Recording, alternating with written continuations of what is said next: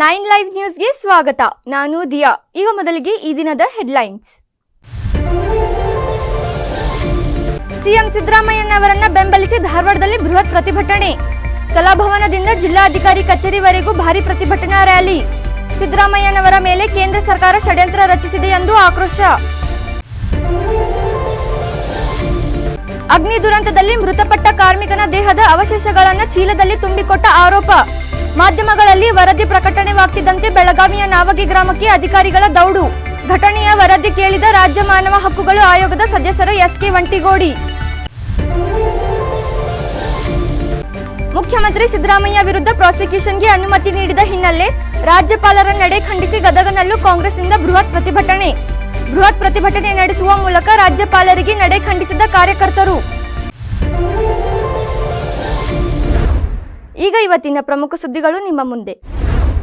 CM Siddaramaiah ವಿರುದ್ಧ ಪ್ರಾಸಿಕ್ಯೂಷನ್ಗೆ ಅನುಮತಿ ನೀಡಿದ ಹಿನ್ನೆಲೆ ರಾಜ್ಯಪಾಲರ ನಡೆ ಖಂಡಿಸಿ ಗದಗನಲ್ಲೂ ಕಾಂಗ್ರೆಸ್ನಿಂದ ಬೃಹತ್ ಪ್ರತಿಭಟನೆ ಮಾಡಲಾಯಿತು. ಜಿಲ್ಲಾ ಉಸ್ತುವಾರಿ, ಕಾನೂನು, ನ್ಯಾಯ, ಸಂಸದೀಯ ವ್ಯವಹಾರಗಳ ಸಚಿವ ಎಚ್.ಕೆ. ಪಾಟೀಲ್ ನೇತೃತ್ವದಲ್ಲಿ ಗದಗ ಜಿಲ್ಲಾ ಕಾಂಗ್ರೆಸ್ ಘಟಕದಿಂದ ಪ್ರತಿಭಟನಾ ರ್ಯಾಲಿ ನಡೆಯಿತು. ನಗರದ ಕಿತ್ತೂರು ರಾಣಿ ಚೆನ್ನಮ್ಮ ವೃತ್ತದಿಂದ ಆರಂಭಗೊಂಡು ಮಳೆಯ ಮಧ್ಯದಲ್ಲೂ ಜಿಲ್ಲಾಧಿಕಾರಿ ಕಚೇರಿಯವರೆಗೂ ಪ್ರತಿಭಟನೆ ನಡೆಸಿದರು. ಪರಿಸ್ಥಿತಿ ನಿಯಂತ್ರಿಸಲು ಡಿಸಿ ಕಚೇರಿ ಆವರಣದ ಗೇಟ್ ಹಾಕಲಾಗಿತ್ತು. ಕಾರ್ಯಕರ್ತರು ಗೇಟ್ ತಳ್ಳಿ ಡಿಸಿ ಕಚೇರಿಗೆ ನುಗ್ಗಿ ಪ್ರತಿಭಟಿಸಿದರು. ಈ ವೇಳೆ ರಾಜ್ಯಪಾಲರು ಬಿಜೆಪಿ ಹಾಗೂ ಜೆಡಿಎಸ್ ವಿರುದ್ಧ ಧಿಕ್ಕಾರ ಕೂಗಿ ಆಕ್ರೋಶವನ್ನು ವ್ಯಕ್ತಪಡಿಸಿದರು. ರಾಜ್ಯಪಾಲರು ಬಿಜೆಪಿ ಕೈಗೊಂಬೆ ಆಗಿದ್ದಾರೆ, ಬಿಜೆಪಿ ಹೇಳಿದ ಹಾಗೆ ನಡೆದುಕೊಳ್ಳುತ್ತಿದ್ದಾರೆ ಎಂದು ಆರೋಪಿಸಿದರು. ನಂತರ ಜಿಲ್ಲಾಧಿಕಾರಿಗಳ ಮೂಲಕ ರಾಷ್ಟ್ರಪತಿಗಳಿಗೆ ಮನವಿಯನ್ನು ಸಲ್ಲಿಸಿದರು. ಈ ಒಟ್ಟು ಪ್ರಕರಣದ ಹಿಂದೆ ಕೇಂದ್ರ ಸರ್ಕಾರ ಇದೆ, political affairs committee of BJP ಇದೆ, ಮಂತ್ರಿಗಳಿದ್ದಾರೆ, ಕೇಂದ್ರ ಸರ್ಕಾರದ ಮಂತ್ರಿಗಳು, ರಾಜ್ಯದಲ್ಲಿರ್ತಕ್ಕಂಥ ಕೆಲವು ನಾಯಕರು, ಯಾರು ಗ್ಯಾರಂಟಿಗಳ ವಿರುದ್ಧ ಭಾರಿ ಮಾತಾಡ್ತಾರಲ್ಲ ಅವರೆಲ್ಲರೂ ಈ ಒಂದು ಕುತಂತ್ರದ ಹಿಂದೆ ಇದ್ದಾರೆ. 2011 ಮಾನ್ಯ ಯಡಿಯೂರಪ್ಪನವರ ಪ್ರಕರಣದೊಳಗೆ ಕೋರ್ಟ್ನವರು ರೆಫರೆನ್ಸ್ ಮಾಡಿದರು. ಇಲ್ಲೇ ಒಬ್ಬ ಖಾಸಗಿ ವ್ಯಕ್ತಿ ಕಂಪ್ಲೇಂಟ್ ಮಾಡಿದ್ದಾರೆ. ಇದನ್ನು ಕಾನೂನು ಪ್ರಕಾರ ಎದುರಿಸ್ತೇವೆ. ರಾಜ್ಯಪಾಲರು ಮಾಡಿರ್ತಕ್ಕಂಥ ಏನು ಘೋರ ಅನ್ಯಾಯ ಇದೆ ಅದರ ವಿರುದ್ಧನೂ ಹೇಳ್ತೀವಿ. ಅದಾದಮೇಲೆ ಮುಂದಿನ ಹೆಜ್ಜೆಯಾಗಿ ಏನು ಹೇಳಬೇಕು ಅದನ್ನ ಹೇಳ್ತೀವಿ. ಕಾನೂನು ಹೋರಾಟವನ್ನು ನಾವು ಮಾಡ್ತೀವಿ. ಈ ವೇಳೆ ಕಾಂಗ್ರೆಸ್ ಜಿಲ್ಲಾಧ್ಯಕ್ಷ ಜಿ.ಎಸ್. ಪಾಟೀಲ್ ಸೇರಿ ಅನೇಕ ಹಾಲಿ ಮಾಜಿ ಶಾಸಕರು, ಪರಿಷತ್ ಸದಸ್ಯರು, ಕಾರ್ಯಕರ್ತರು ಭಾಗಿಯಾಗಿದ್ದರು. ಸ್ನೇಹಂ ಕಾರ್ಖಾನೆಯ ಅಗ್ನಿ ದುರಂತದ ಪ್ರಕರಣದ ಕುರಿತು ಪತ್ರಿಕೆಗಳಲ್ಲಿ ಭಿನ್ನವಾದ ಅಭಿಪ್ರಾಯಗಳು ಪ್ರಕಟವಾಗಿವೆ. ಈ ನಿಟ್ಟಿನಲ್ಲಿ ಮಾನವ ಹಕ್ಕುಗಳು ಆಯೋಗದಿಂದ ನಿಖರವಾದ ವರದಿಯನ್ನು ಆಧರಿಸಿ ಪರಿಶೀಲನೆ ನಡೆಸಲಾಗುತ್ತಿದೆ. ಈ ಪ್ರಕರಣದಲ್ಲಿ ಅಧಿಕಾರಿಗಳು ನಿರ್ಲಕ್ಷ್ಯ ತೋರದೆ ಸ್ಪಷ್ಟ ವರದಿ ಸಲ್ಲಿಸಲು ಸೂಚಿಸಲಾಗಿದೆ ಎಂದು ಕರ್ನಾಟಕ ರಾಜ್ಯ ಮಾನವ ಹಕ್ಕುಗಳು ಆಯೋಗದ ಸದಸ್ಯರಾದ ಎಸ್.ಕೆ. ವಂಟಿಗೋಡಿ ಅವರು ತಿಳಿಸಿದರು. ಅಗ್ನಿ ದುರಂತ ನಡೆದಿದ್ದ ಬೆಳಗಾವಿಯ ನಾವಗಿ ಗ್ರಾಮದ ಸ್ನೇಹಂ ಕಾರ್ಖಾನೆಗೆ ಭೇಟಿ ನೀಡಿ ಪರಿಶೀಲಿಸಿದ ಬಳಿಕ ಜಿಲ್ಲಾಧಿಕಾರಿಗಳ ಕಚೇರಿಯ ಸಭಾಂಗಣದಲ್ಲಿ ಸೋಮವಾರ ನಡೆದ ಕರ್ನಾಟಕ ರಾಜ್ಯ ಮಾನವ ಹಕ್ಕುಗಳ ಆಯೋಗದ ಸಭೆಯ ಅಧ್ಯಕ್ಷತೆ ವಹಿಸಿ ಅವರು ಮಾತನಾಡಿದರು. ಮೃತಪಟ್ಟ ಕಾರ್ಮಿಕನ ದೇಹದ ಅವಶೇಷಗಳನ್ನು ಗೌರವಪೂರ್ವಕವಾಗಿ ಹಸ್ತಾಂತರಿಸಿರುವ ಕುರಿತು ಸ್ಪಷ್ಟನೆ ನೀಡಿದ್ದು, ಮುಂಬರುವ ದಿನಗಳಲ್ಲಿ ಇಂತಹ ಪ್ರಕರಣಗಳು ಮರುಕಳಿಸದಂತೆ ಮುನ್ನೆಚ್ಚರಿಕೆ ವಹಿಸಬೇಕೆಂದು ಕರ್ನಾಟಕ ರಾಜ್ಯ ಮಾನವ ಹಕ್ಕುಗಳ ಆಯೋಗದ ಸದಸ್ಯರಾದ ಎಸ್.ಕೆ. ವಂಟಗೋಡಿ ಅವರು ಈ ವೇಳೆ ಸೂಚನೆ ನೀಡಿದರು. ಈ ಸಂದರ್ಭದಲ್ಲಿ ಜಿಲ್ಲಾ ಮಟ್ಟದ ಬಹುತೇಕ ಅಧಿಕಾರಿಗಳು ಸಭೆಯಲ್ಲಿ ಹಾಜರಿದ್ದರು.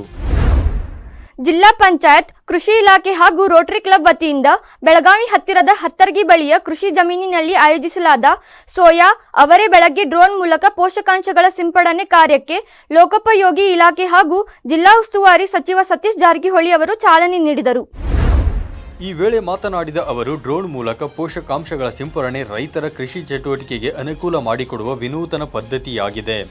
ರೈತ ಬಾಂಧವರು ಇದರ ಸದುಪಯೋಗವನ್ನು ಪಡೆದುಕೊಳ್ಳಬೇಕು. ಇದರಿಂದ ರೈತರಿಗೆ ಬಹಳಷ್ಟು ಅನುಕೂಲವಾಗಲಿದೆ ಎಂದು ಹೇಳಿದರು.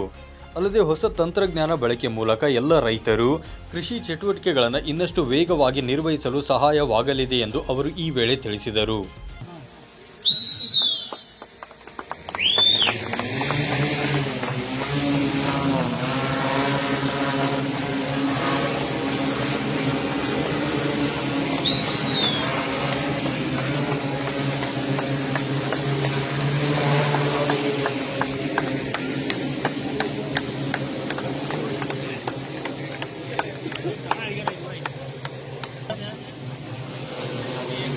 All right. ಈ ಸಂದರ್ಭದಲ್ಲಿ ಕೃಷಿ ಇಲಾಖೆ ಜಂಟಿ ನಿರ್ದೇಶಕ ಶಿವನಗೌಡ ಪಾಟೀಲ್, ಕೃಷಿ ಇಲಾಖೆಯ ಉಪನಿರ್ದೇಶಕರಾದ doctor H D. Kolekar, doctor Kongawad, Hukkeri ತಹಸೀಲ್ದಾರ್ ಮಂಜುಳಾ ನಾಯಕ್, ರೋಟರಿ ಜಿಲ್ಲಾ ಗವರ್ನರ್ ಶರದ್ ಪೈ, ರೋಟರಿ ಅಧ್ಯಕ್ಷ ಸುಹಾಸ್ ಚಂಡಕ್ ಸೇರಿದಂತೆ ಮತ್ತಿತರರು ಉಪಸ್ಥಿತರಿದ್ದರು. ಸುದ್ದಿ ಮುಂದುವರಿಯುತ್ತೆ, ಅದಕ್ಕೂ ಮುನ್ನ ಚಿಕ್ಕದೊಂದು ಬ್ರೇಕ್. 9 ಲೈವ್ ವಾಹಿನಿಯ ಜನಪ್ರಿಯ ಕಾರ್ಯಕ್ರಮ ಶುಚಿ ರುಚಿ.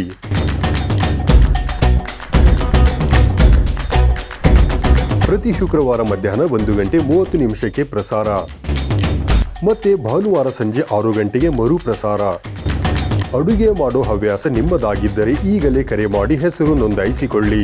ನಮ್ಮ ದೂರವಾಣಿ ಸಂಖ್ಯೆ 7411784976.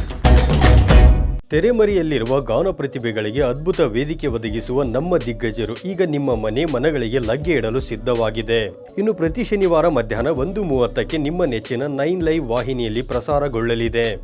ಮತ್ತೆ ಮರುಪ್ರಸಾರ ಭಾನುವಾರ 1:30. ನಿಮಗೂ ಗಾಯನದಲ್ಲಿ ಆಸಕ್ತಿ ಇದ್ದು ಉತ್ತಮ ವೇದಿಕೆ ಲಭಿಸುತ್ತಿಲ್ಲವೆಂದರೆ ಚಿಂತೆ ಯಾಕೆ? ಕೂಡಲೇ ನಮ್ಮ ದೂರವಾಣಿ ಸಂಖ್ಯೆ 7349416023ಗೆ ಸಂಪರ್ಕಿಸಿ. ಕಾರ್ಯಕ್ರಮದಲ್ಲಿ ನೀವು ಪಾಲ್ಗೊಳ್ಳಿ. ಬ್ರೇಕ್ ನಂತರ 9 ಲೈವ್ ನ್ಯೂಸ್ಗೆ ಸ್ವಾಗತ. ಶ್ರಾವಣ ಮಾಸದ ಪ್ರಯುಕ್ತ ವಿದ್ಯಾಕಾಶಿ ಧಾರವಾಡದ ಮಂಗಳವಾರ ಪೇಟೆಯ ಶ್ರೀ ನಂದಿಕೋಲ ಬಸವಣ್ಣ ದೇವರ ಪಲ್ಲಕ್ಕಿಯು ನಗರದ ಪ್ರಮುಖ ಬೀದಿಗಳಲ್ಲಿ ಸಂಚರಿಸಿ ಭಕ್ತರಿಗೆ ವಿಶೇಷ ದರ್ಶನ ನೀಡಿತು. ಈ ವೇಳೆ ನೆರೆದ ಸದಭಕ್ತರ ದರ್ಶನ ಭಾಗ್ಯ ಪಡೆದು ಕೃತಾರ್ಥರಾದರು. ಇನ್ನು ಬಸವಣ್ಣ ದೇವರ ಪಲ್ಲಕ್ಕಿಯು ನಗರದ ಪ್ರಮುಖ ಬೀದಿಗಳಲ್ಲಿ ಸಂಚರಿಸುವ ವೇಳೆಯಲ್ಲಿ ನಾದಸ್ವರ ಕಲಾವಿದರು ಪಲ್ಲಕ್ಕಿ ಉತ್ಸವಕ್ಕೆ ವಿಶೇಷ ಮೆರುಗು ನೀಡಿದರು. ಅಲ್ಲದೆ ಆರತಿ ತಟ್ಟೆಗಳೊಂದಿಗೆ ಮುತ್ತೈದೆಯರು, ಸಮಾಜದ ಮುಖಂಡರು, ನಂದಿಕೋಲ ಬಸವೇಶ್ವರ ದೇವಸ್ಥಾನದ ಟ್ರಸ್ಟ್ ಕಮಿಟಿ ಸದಸ್ಯರು, ಆದರ್ಶ ಅಕ್ಕನ ಬಳಗದ ಸದಸ್ಯರು, ಸಾರ್ವಜನಿಕರು, ಭಕ್ತರು ಮೆರವಣಿಗೆಯಲ್ಲಿ ಪಾಲ್ಗೊಂಡಿದ್ದರು. ಹೀಗಾಗಿ ಮೆರವಣಿಗೆಯು ವಿಶೇಷ ರೀತಿಯಲ್ಲಿ ಕಳೆಗಟ್ಟಿತ್ತು. ಇನ್ನು ಮೆರವಣಿಗೆಯುದ್ದಕ್ಕೂ ಸಾಗಿದ ಸದ್ಭಕ್ತರು ಜಯಘೋಷಗಳಿಂದಾಗಿ ಇಡೀ ವಾತಾವರಣವೇ ಬಸವಮಯವಾಗಿ ಮಾರ್ಪಟ್ಟಿತ್ತು.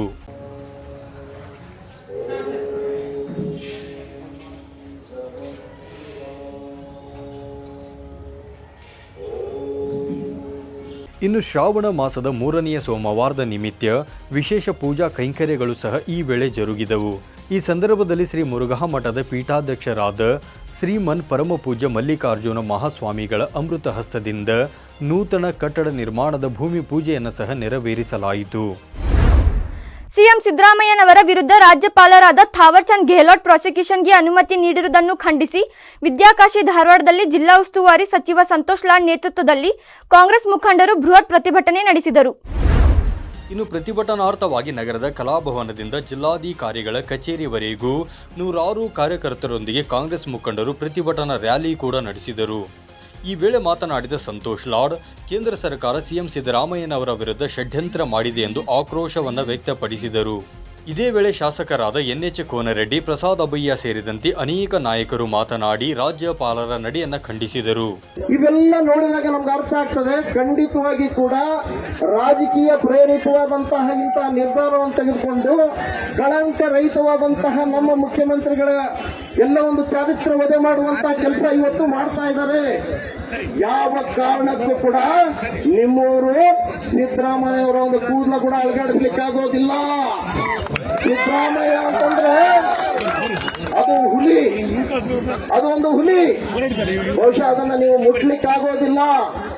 ಬಹುಶಃ ನಮ್ಮ ಯುವ ನಾಯಕರ ಒಂದು ಕರೆಗೆ ಇವತ್ತು ಧಾರವಾಡ ಜಿಲ್ಲೆ ಅಲ್ಲೋಲ ಕಲ್ಲೋಲ ಕಾಣ್ತಾ ಇದೆ. ಬಹುಶಃ ಸಿದ್ದರಾಮಯ್ಯ ಅವರ ಒಂದು ನೇತೃತ್ವದಲ್ಲಿ ಏನಾದರೂ ಅವರು ಒಂದು ಕರೆ ಕೂಗಿದ್ರೆ ಬಹುಶಃ ನಿಮ್ಮ ಕೇಂದ್ರದಲ್ಲಿ ಇರುವಂತಹ ಸರ್ಕಾರ ಕೂಡ ನಡಗಬೇಕಾಗ್ತದೆ. ಬಹುಶಃ ಅದಕ್ಕೆ ಎಚ್ಚರಿಕೆ ಕೊಡ್ತಾ ಇದ್ದೀವಿ. ಈ ಸಂದರ್ಭದಲ್ಲಿ ಮಾಜಿ ಶಾಸಕರಾದ ಎಂಎಸ್ ಅಕ್ಕಿ, ಕುಸುಮಾವತಿ ಸಿವಳ್ಳಿ, ಮೋಹನ ಲಿಂಬಿಕಾಯಿ, ಮುಖಂಡರಾದ ಅನಿಲ್ ಕುಮಾರ್ ಪಾಟೀಲ್, ಅಲ್ತಾಫ್ ಹಳ್ಳೂರ್, ಬಸವರಾಜ್ ಗುರಿಕಾರ್ ಸೇರಿದಂತೆ ನೂರಾರು ಕಾರ್ಯಕರ್ತರು ಉಪಸ್ಥಿತರಿದ್ದರು. ಇವಿಷ್ಟು ಹೊತ್ತಿನ ಪ್ರಮುಖ ಸುದ್ದಿಗಳು. ನಿರಂತರ ಸುದ್ದಿಗಳಿಗಾಗಿ ನೋಡ್ತಾ ಇರಿ 9 ಲೈವ್ ನ್ಯೂಸ್. ಇದು ಸತ್ಯದ ಪ್ರತಿರೂಪ.